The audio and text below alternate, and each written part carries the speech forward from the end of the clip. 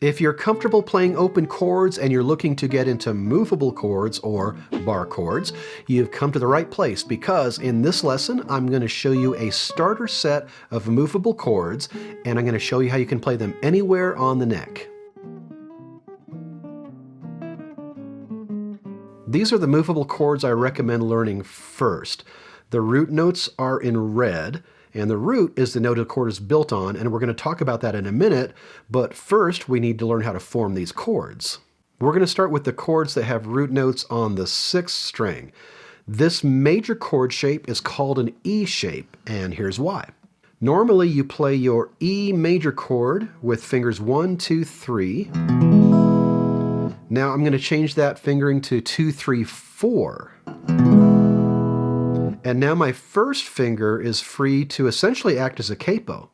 If I move fingers 2, 3, 4 up 1 fret, lay my first finger across the 1st fret, I've got a chord shape I can move around the neck.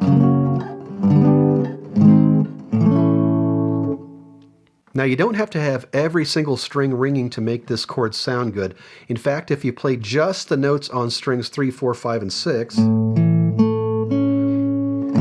you'll have a pretty good sounding chord, and it doesn't even require you to bar. Now you should work toward getting all 6 strings to sound, but if right now you can only get 3, 4, 5, and 6, you're going to be fine. You might find these chords easier to play in the middle of the neck as opposed to the end of the fretboard. So I do recommend learning how to play these around the 5th fret, 6th fret, and then work your way up or down the neck.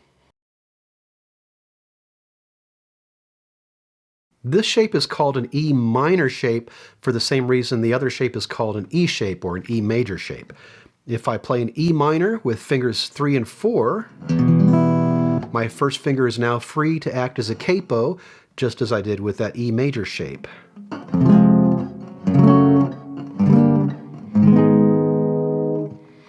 And notice these two shapes are very similar. If I want to switch back and forth between the minor and major shapes, I just need to move my second finger.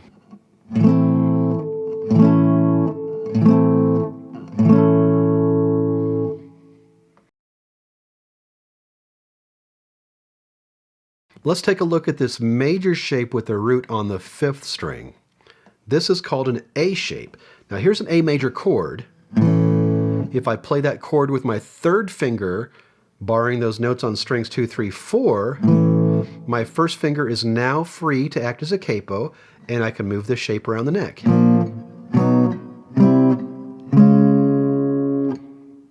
Notice that X above the 6th string in the diagram. You want to avoid playing the 6th string with this chord. Now, this is not the most comfortable chord you're ever going to play because you have 2 fingers barring. Now, the good news is you don't absolutely need to hear that note on the 1st string. So if you can't always get that 1st string to sound, it's not a big deal. This minor shape is called an A minor shape, and by now you can probably guess why. If I play an A minor chord with fingers 2, 3, and 4, my first finger is now free to act as a capo, and I can move this shape all over the fretboard. And just as with the major shape, that note on the 1st string is not absolutely necessary. And for this shape, you also want to avoid playing the 6th string. There's only one note that's different between the A major and the A minor shape. Now the fingering is different because that happens a lot with the guitar, but just being aware of that one note that's different can help a lot with visualizing these 2 chord shapes. I'm going to talk about those root notes in just a second, but first check out the E major shape and the A minor shape. Your fingers are in the same configuration. So if you need to move from a major chord with the 6th string root to a minor chord with the 5th string root, you just need to move that shape to a different set of strings.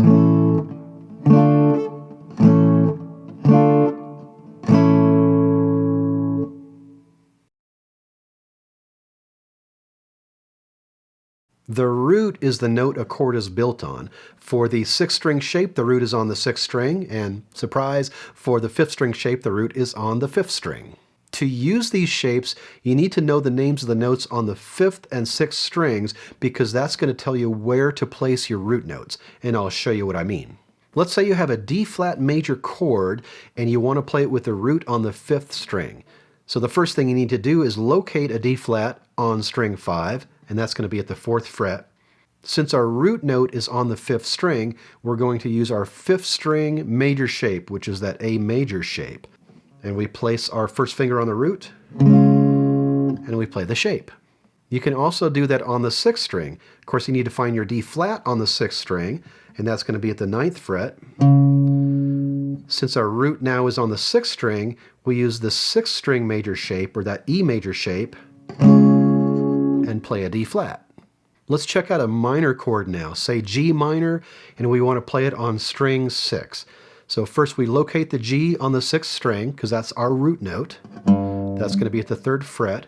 And from there, we play the 6th string minor shape, or that E minor shape, with our first finger on that root note. And now let's do a G minor on string 5. So we need to find our G on the 5th string. That's going to be way up at the 10th fret. That's on the 5th string, so we're going to be using our 5th string minor shape, which is that A minor shape. So that's where you place your root note, and then you play your shape from there. I've already posted videos on learning the fretboard, and I have a free PDF called Learning the Fretboard. So we're not going to go over all these notes right here, but I will leave links for those videos and the free PDF in the description if you need it.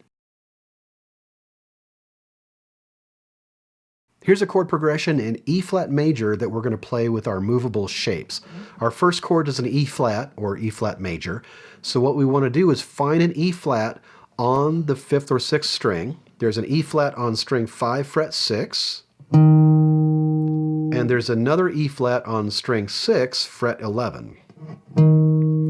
That's going to be pretty uncomfortable, so we're going to go with the E flat on the 5th string, 6th fret. Since our root note is on the 5th string, we're going to play the 5th string major shape, or that A major shape, with our root note right there on that E flat. And then we want to play the other chords as close to that E flat as we can, so we're not sliding all over the fretboard. There's a C on string 6 fret 8, so that's pretty close. And since that C is on the 6th string, we're going to play that C minor chord with a 6th string minor shape, or the E minor shape. Then there's an F really close to that C. That's at string 5 fret 8. So we just need to move our root note down one string, and then we'll use the 5th string minor shape, or the A minor shape, for this F minor, since our root is on the 5th string. Then there's a B flat on string 6 fret 6, which is pretty close. So we're going to place the root note there and play the 6th string major shape, or the E major shape. And then we land on the same E flat we started on.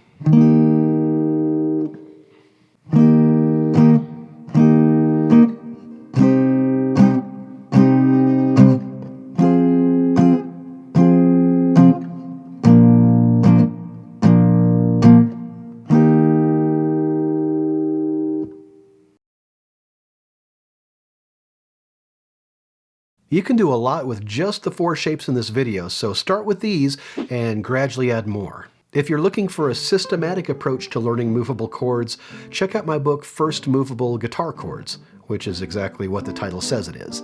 And if you are into jazz and blues, maybe check out my book, 3-Note Jazz Guitar Chords, which is also exactly what the title says it is.